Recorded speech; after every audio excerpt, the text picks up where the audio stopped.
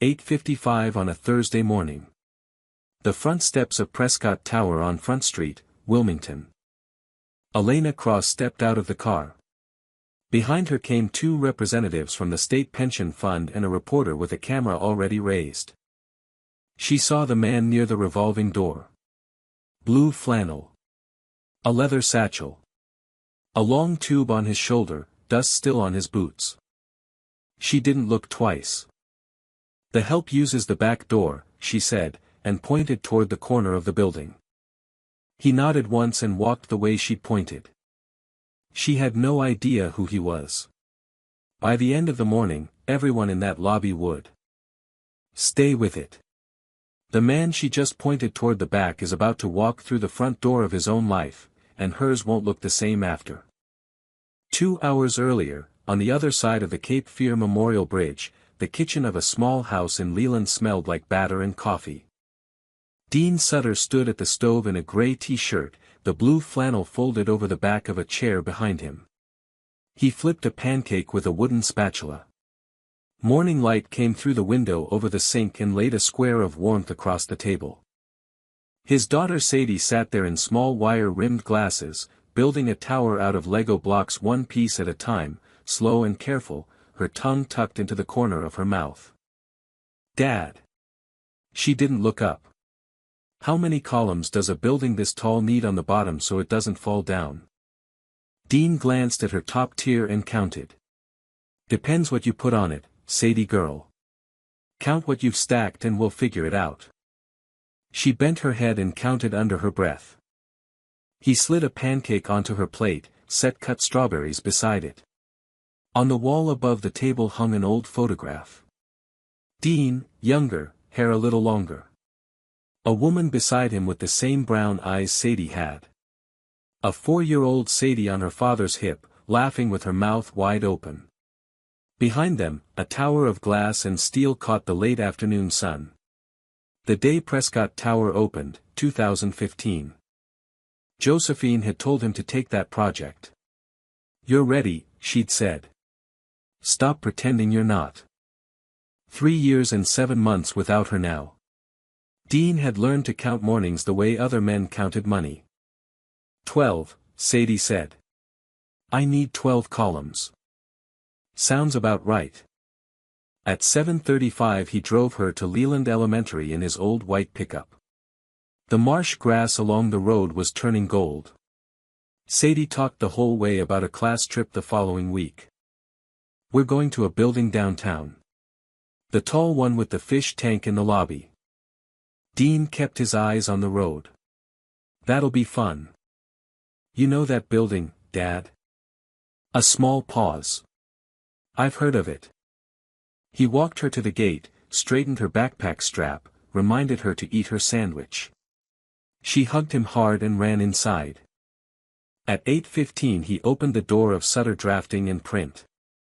Small shop, clean counter, one big plotter against the back wall, the dry paper smell of fresh blueprints. His one employee was already sealing a delivery tube with tape. "Morning, boss. The Prescott order's done." They called at 7, said it's for the reopening ceremony. "Wants it upstairs by 9 sharp, skip the loading dock, go straight to the 12th floor." Dean went still at the name Prescott. He hadn't set foot in that building since 2019. "I'll take it." "You sure?" "I can run it before class. I've got something out that way anyway." Dean slung the tube over his shoulder, grabbed his satchel, and pointed the truck toward the bridge, the marsh grass giving way to open water as the road climbed toward the span. At the same hour, 28 floors above Front Street, Elena Cross stood at the mirror in her office and checked the line of her jacket for the 3rd time. No jewelry except a thin watch on her wrist. She'd laid the outfit out the night before, the way she'd been doing every night for 5 months. Her assistant knocked once. "Ms. Cross. Mr. Prescott's on 32. Arrived at 7:45. Asked not to be disturbed until 10. She turned from the mirror. "When was his last visit to this tower?" 5 months ago. "The day you started." She didn't need him to say the rest. Walton Prescott didn't come to branch offices for the view. He was watching her. She thought, for half a second, of her final interview 6 months back, a long table, a director leaning forward, asking what she believed the greatest weakness of a young CEO was. She'd answered without hesitating. Perceived authority. People see your age before they see your work. The director hadn't smiled. He'd only written something down. Desmond Cray stood in her doorway now, tablet in hand. 49 years old, silver at the temples, the kind of calm that came from 20 years of never raising his voice. 3 things before the delegation gets here. The pension fund team moved up to 8:55. The reporter confirmed. And there's a rush delivery for the display. I told them to skip the loading dock, go straight to 12. Didn't want it slowing down the front of the house. Elena nodded and let it go. She didn't ask which print shop. She had no reason to. She lifted her coat off the chair and remembered, for no reason, something Cray had told her during her first week. He'd crossed one leg over the other and said, gently, the lobby is the face of this company. A delegation never sees work clothes near the revolving door. I've held that line 8 years. Hold it harder than I do, and the board will trust you. She had taken every piece of advice he'd ever given her, the way a person takes the first map handed to them in an unfamiliar city, without checking it against anything else. At 8:55 she rode the executive elevator down, watching the floor numbers fall. The delegation's cars were already turning the corner at the end of the block. She stepped through the revolving door into the bright October light and lifted her chin to meet them, rehearsing the names in her head one more time, Adele Winters first, then Foster Lang, then the 2 younger staffers whose titles she'd memorized on the drive-in. 32 floors above her, Walton Prescott stood at the window of his private office with a coffee cup in his hand. He watched the delegation step out. He watched Elena walk forward to greet them. Then his eye caught movement across the street. An old white pickup at the curb. A man stepping down in a blue flannel and work boots, sliding a long tube out of the cab and onto his shoulder. Walton set his cup down on the sill, very carefully, and didn't look away. 8:55. The help uses the back door. Dean nodded once and walked the way she'd pointed. He didn't look back at her. He didn't look at the delegation. He walked along the limestone face of the tower with the tube on his shoulder and his free hand in his pocket, and his expression didn't change. He designed the service entrance himself. 140 feet from the front door, around the corner, past the planter he'd specified to break the wind off the river. At the east door, Loretta Byrne was on the morning floor with a clipboard. 58 years old, 22 years in this building. She'd been the one who handed Dean his commemorative key at the opening ceremony. She looked up. She saw him. The clipboard tilted in her hand. Mr. Sutter. It's all right, Loretta.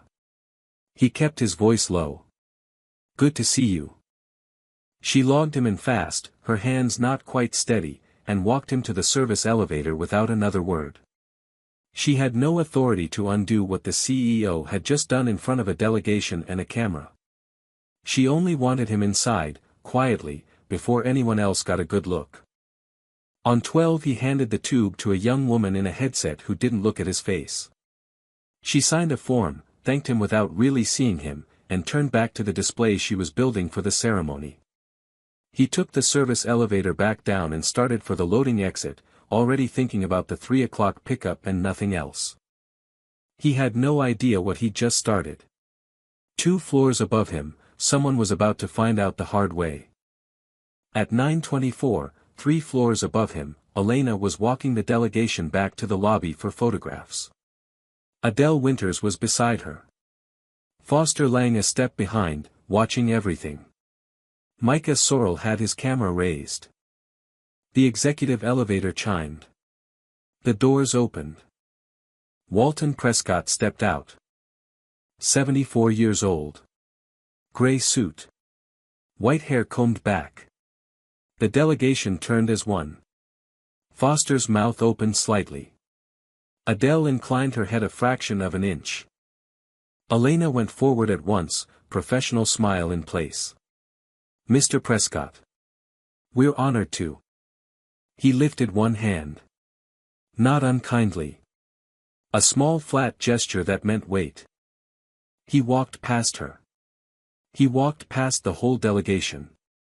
He crossed the marble floor toward the east corridor, and Dean Sutter came out of it at the same moment with his satchel on his shoulder. Walton stopped in front of him and put out his hand. "Dean. Forgive me for letting you walk into your own building through the back." The lobby went quiet. The fountain ran. Micah's shutter clicked twice. Dean took the older man's hand. He didn't smile. He inclined his head. "Walton." Walton turned, took Dean by the elbow, and walked him toward the delegation, his voice pitched low and clear to carry. "Members of the council. Ladies and gentlemen. May I present Dean Sutter. Lead architect of this building. Recipient of the AIA Regional Award in 2015. The man whose name is on the cornerstone you walked past coming in." Adele Winters was the first to move. She stepped out of line and offered her hand. "Mr. Sutter. It's a very great pleasure."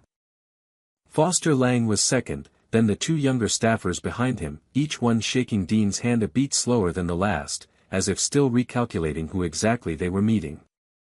Micah took 3 photographs in quick succession and lowered the camera with a strange, careful look on his face. Elena stood where she was. The blood had gone out of her cheeks. She could feel the marble cold through the soles of her shoes. At the far end of the lobby, near the security desk, Desmond Cray had stopped walking.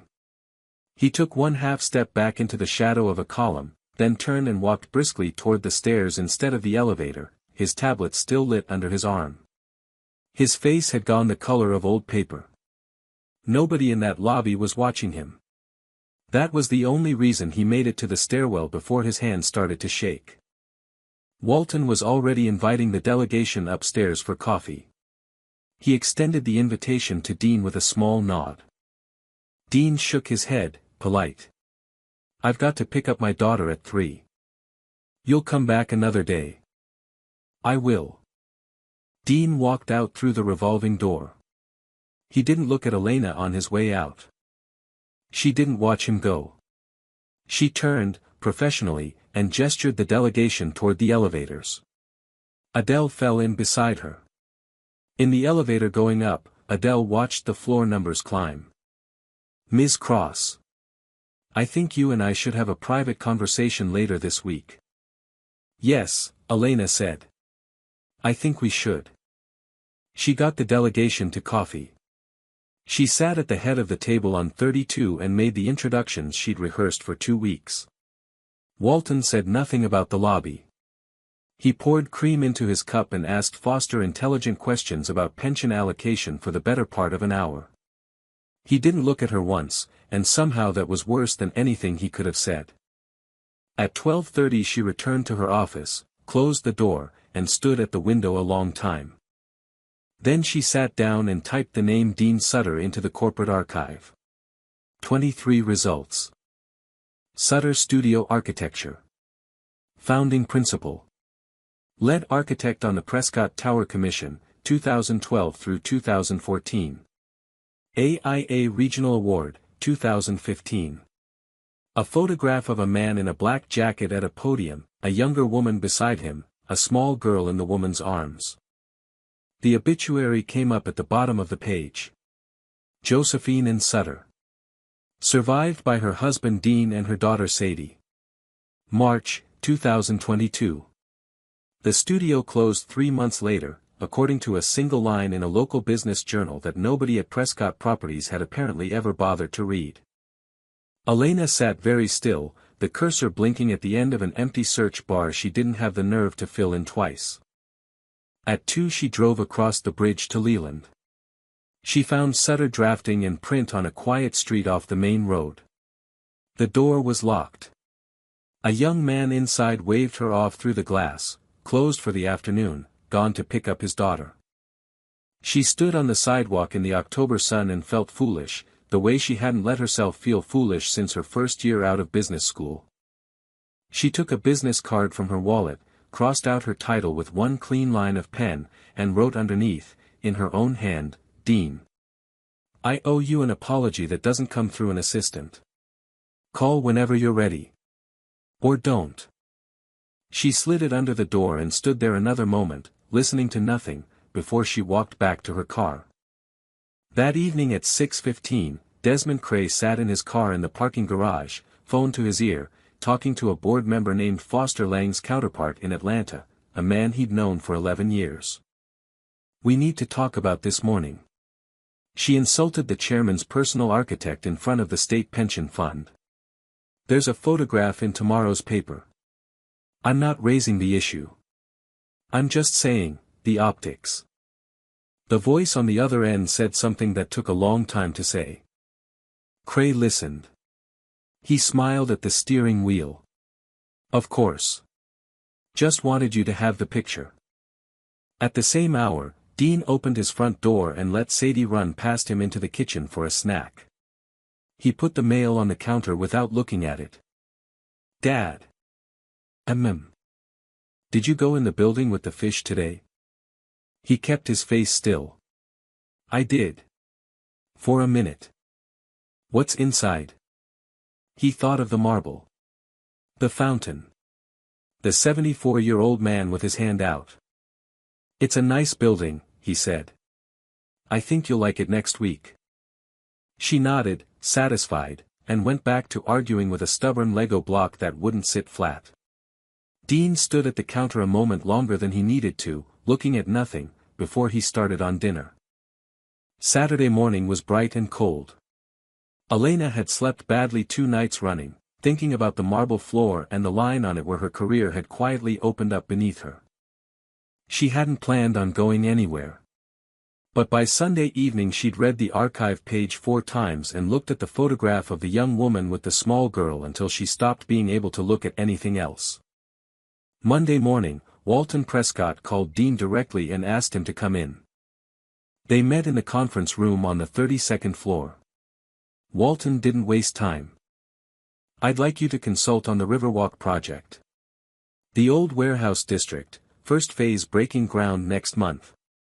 It ties into the tower's original foundation work, so I need someone who actually understands what's under this building, not just what's drawn on top of it. There isn't anyone else alive who knows it the way you do. Dean shook his head before Walton had finished. I don't sign drawings anymore. You know that. I'm not asking for your signature. I'm asking for your eyes. 4 mornings a week. You set the hours. Dean was quiet a long moment. Through the window the Cape Fear River sat the color of pewter under a low sky. 3 o'clock pickup, he said finally. That isn't negotiable. Written into the agreement. The scope would include a full review of the tower's original structural and contractor records, since the new project would tie directly into the existing foundation. Elena would administer from the Prescott side. Dean would work out of a small office on the 29th floor, starting Tuesday. For a week they worked in the same building and barely spoke. She brought him drawings. He marked them with a soft pencil and handed them back without a word about anything else. She noticed he never took the executive elevator, always the stairs or the service car, and she never asked him why. Thursday evening they worked late. At 9 she had food sent up to the small conference room. The floor had gone quiet 2 hours earlier. Only the hum of a vacuum somewhere down the hall, and the tick of the building settling the way old towers do after the sun goes down. She asked, quietly, about Josephine. He set his fork down. He took a moment. She was sick for 10 months. I wasn't home as much as I should have been. I was finishing a project up in Raleigh. Told myself I'd wrap it by Christmas and be there for whatever came next. Christmas came. I still wasn't home enough. I'm sorry. It's an old grief. It has its place now. She didn't press. She told him, after a silence, about her mother, a hotel clerk in Savannah, a guest who once handed her a tip and told her to clean the room better next time. She kept it. Said money was money. I was 13. I swore I'd never be the person standing on the other side of that exchange. Elena looked at her hands. And Thursday morning, I was. Dean looked at her a long moment. Sometimes we're so afraid of becoming the thing we hate that we become it anyway. She didn't answer that. She picked up her fork and looked at the table. Down the hallway, Desmond Cray passed the conference room with a folder in his hand. He stopped at the narrow window beside the door, held up his phone, and photographed them through the glass. No flash. No sound. He didn't know it yet, but the folder he was carrying, pulled from an old maintenance archive he thought no one would ever open again, was about to matter a great deal more than the photograph. The following Tuesday, Sadie's class arrived at Prescott Tower for their field trip, exactly as planned 2 weeks before. Elena met them in the lobby herself. Sadie spotted her father first, standing near the fountain in his flannel with a badge clipped to his pocket, and broke from the line to run at him. Then she saw Elena and stopped, curious, her sketchbook clutched to her chest. "You're the lady who left the card," Sadie said, in the small precise way children keep track of grown-up mysteries. Her father had left the card on the counter for 2 days before he'd finally thrown it away, and Sadie had read it twice while he wasn't looking. "I'm Elena," she said, crouching down. "I work here." Sadie considered this with great seriousness, then pointed at one of the cast iron columns running down the lobby. "My dad made these. He made most of this building," Elena said. "I just keep the lights on." Sadie thought about that. That's important too. Dean came up behind his daughter, hands in his jacket pockets, and for a moment the three of them stood together under the skylight while 22nd graders filed past toward the fish tank, a teacher counting heads out loud, a boy pressing his whole face against the glass. That afternoon, back in the small office on 29, Dean worked through the original contractor files for the tower's foundation, cross-referencing them against the new Riverwalk drawings. It was slow work. Invoices, change orders, material certifications going back 14 years, most of it exactly as boring as it sounds, until it wasn't. He found it a little after 4. A structural steel order from 2013, priced nearly 40% above every comparable line item in the file, routed through a supplier called Coastal Fabrication Partners, a name that appeared exactly once in 14 years of records and never again. The approval signature at the bottom was Desmond Cray's, the same neat, confident signature Dean remembered from 100 other change orders he'd signed off on without a second look. Dean sat with it a long moment, running his thumb along the edge of the page the way he used to check a print for a flaw before it went out the door. Then he carried the folder down the hall and set it on Elena's desk without a word. She read it twice. "This was during construction," she said. "Before I ever set foot in this state." "Before you," Dean agreed. "Not before him." She looked up at him. "You think he's still doing it?" "I think a man who lies about 140 feet of hallway doesn't usually stop at one lie." She turned it over once more before closing it. "Does Loretta know you found this?" "Not yet. I wanted you to see it first." Elena closed the folder. Outside her window the river caught the last of the afternoon light, and somewhere below them, on a floor neither of them could see, Desmond Cray was already making a phone call that would try to bury this exact conversation before it had the chance to grow teeth. Friday morning, a formal complaint landed on the desk of every director on the parent board in Atlanta. Desmond Cray had filed it himself, under his own name, framed as a cultural leadership concern. 2 photographs, time-stamped. Elena Cross and Dean Sutter, alone in a small conference room after hours.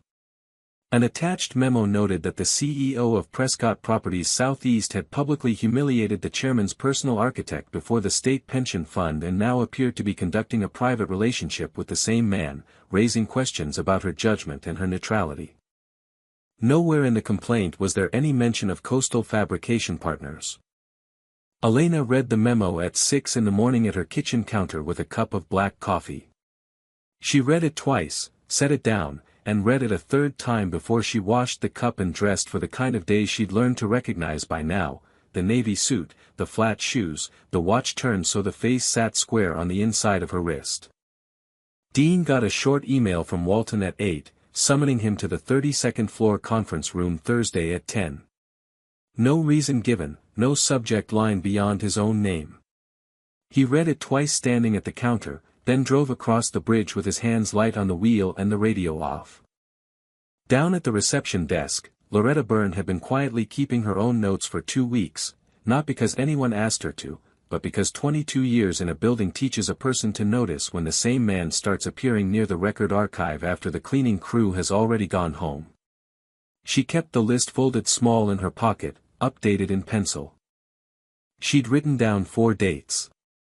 Each one lined up, almost to the hour, with a night Cray had told building security he was finishing paperwork. On the third of those nights, she'd walked past the archive room herself on her way to the supply closet and seen the light still on under the door at 11. She hadn't said anything then. Her contract renewal was 3 months out, and Cray was the officer who signed it. She said something now. She called Walton Prescott's office directly Wednesday morning, gave her name to a secretary who didn't recognize it, and asked for 5 minutes before Thursday's hearing. She got 15, in his office, with the door closed. Walton listened without interrupting. When she finished, he sat back in his chair and looked out at the river for a long moment. 22 years, he said, and you never once brought me a complaint I didn't need. I'm not looking to make trouble, Mr. Prescott. I'm looking to stop it before it lands on the wrong people. It already has, Walton said. We're just about to find out how far. He asked her one more question before she left the office. Does anyone else know what you found? Only Mr. Sutter. He's the one who pointed me at the right dates. Walton nodded slowly, as if that answer settled something he'd been turning over for weeks. Bring the folder Thursday. Say exactly what you just told me. Nothing more, nothing less. Yes, sir. She left the way she'd come, quietly, past the front desk she'd manned every weekday for 22 years, and did not tell a single other person in the building what she was carrying. The hearing was set for Thursday at 10, in the executive conference room on 32. They met in the corridor outside at 9:55. Elena lifted her eyes to Dean's for 1 second and looked away. He held the door for her. Inside, the long table was already lined with directors. Desmond Cray sat at one end in a charcoal suit with the smallest, careful smile. The chair of the board read the charges aloud in a flat voice, the paper barely rustling as he turned it. Public humiliation of the chairman's personal consultant. Conduct unbecoming the chief executive role. A suggestion of personal entanglement compromising operational neutrality. Elena raised her hand for permission to speak. She accepted full responsibility for the lobby. She rejected, on the record, the second charge. The chair turned to Dean. There was a knock at the door. It opened before anyone answered. Loretta Byrne walked in her gray reception jacket, a thin folder under her arm, her back very straight. She didn't look at Cray. My apologies for interrupting. There's a matter the board needs before this goes any further. She set the folder on the table and stood behind it, hands folded, the way she'd stood at that front desk for 22 years, waiting for someone important enough to notice her. For the past 2 weeks, Mr. Cray has visited the contractor records archive after hours on 4 separate occasions, always alone, always logged as paperwork. On the third occasion I saw the light still on at 11 at night. Yesterday, at Mr. Sutter's request, the accounting office pulled a 2013 structural steel order approved by Mr. Cray, routed through a supplier that appears exactly once in 14 years of records. I have the sign-in log. I have the invoice.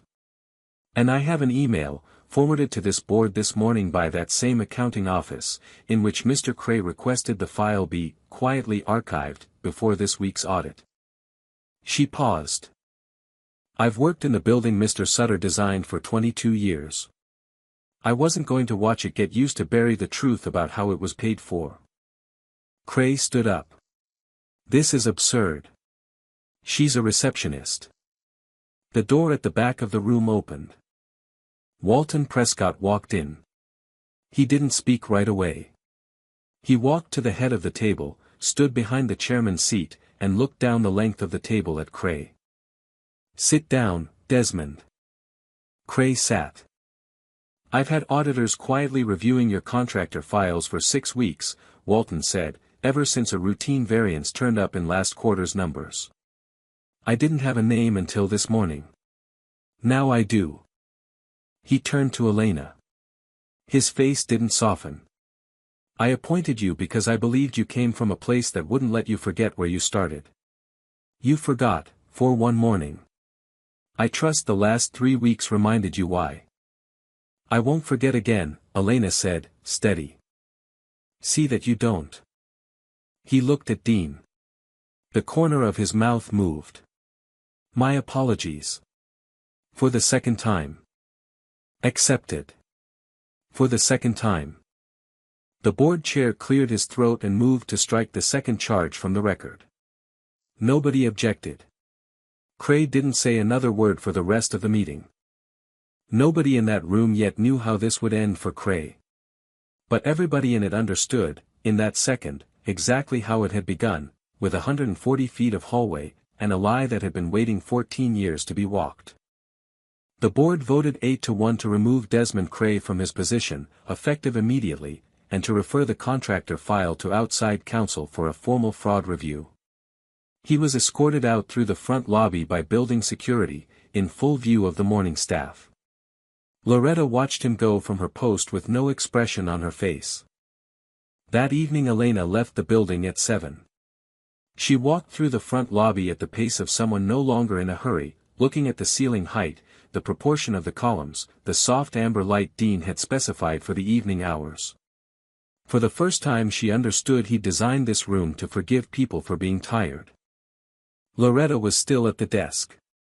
Elena stopped in front of her. Thank you, Loretta.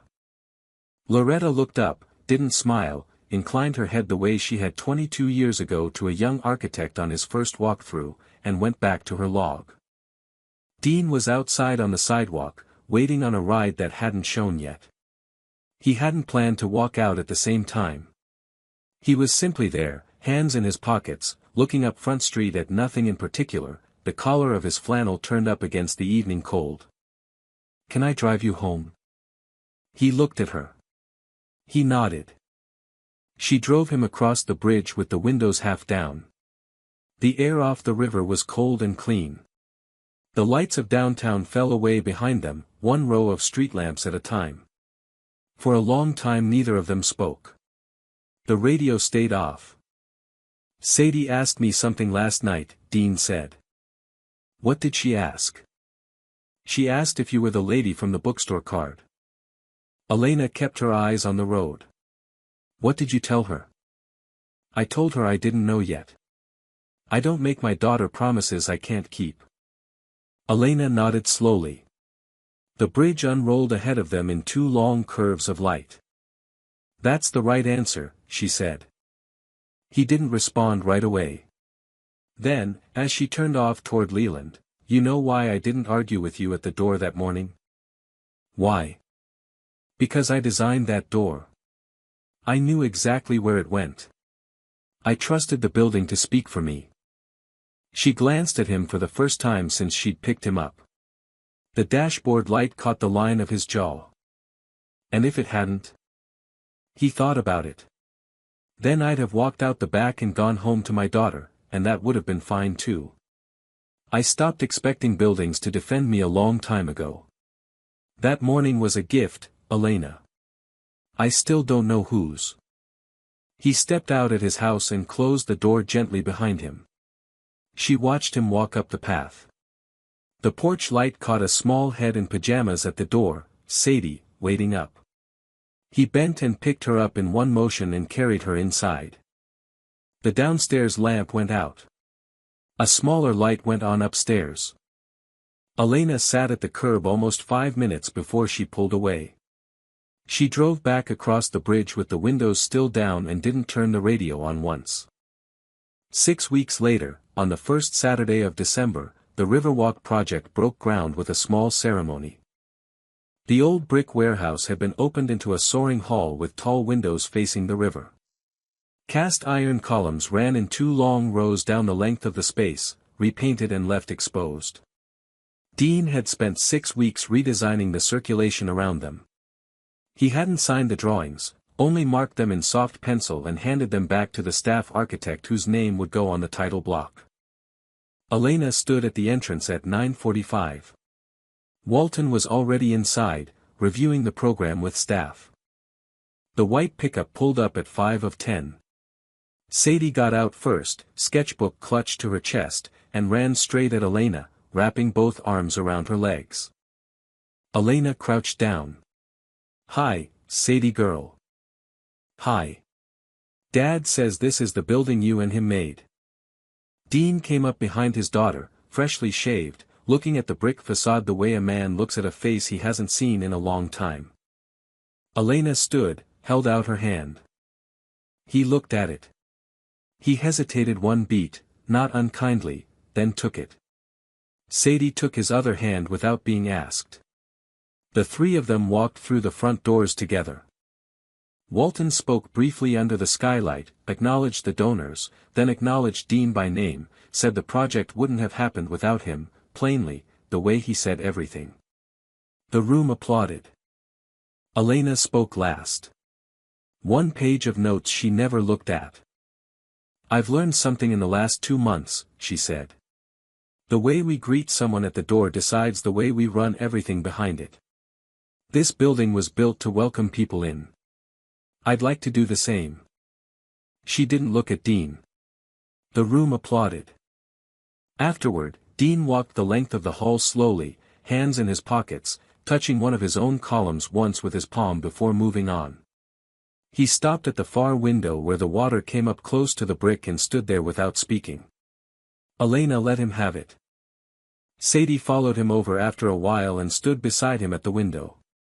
He bent down and pointed at one of the columns and told her something quiet. Sadie tugged her father's hand. "Dad. Can Elena come get coffee with us?" Dean looked over at her.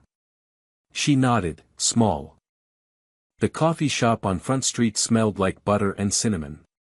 They took the table by the window, the small round one with the chipped marble top. Sadie opened her sketchbook. Dean ordered coffee for himself and Elena, cocoa for Sadie. They spoke quietly about the second phase of the project. Dean would consult again, same terms, 3 o'clock pickup, non-negotiable. The conversation was practical.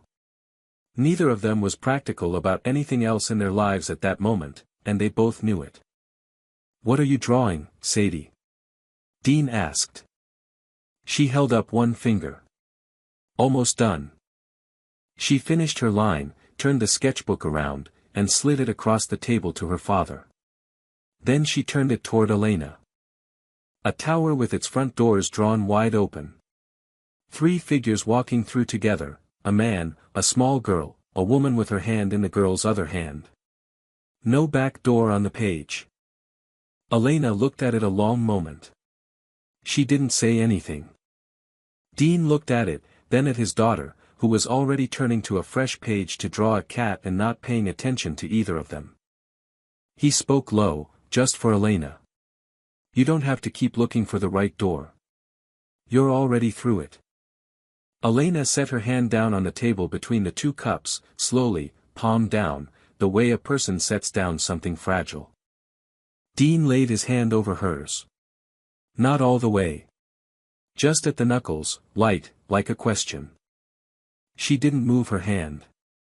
Sadie gave her cat whiskers and a long curling tail and did not look up. Outside, Front Street moved on in its quiet Saturday way, and behind the window the 3 of them sat in the amber light of a building that had never once needed a back door to prove what it was worth. The door had never been the problem. It was only ever a matter of who got to choose which one opened.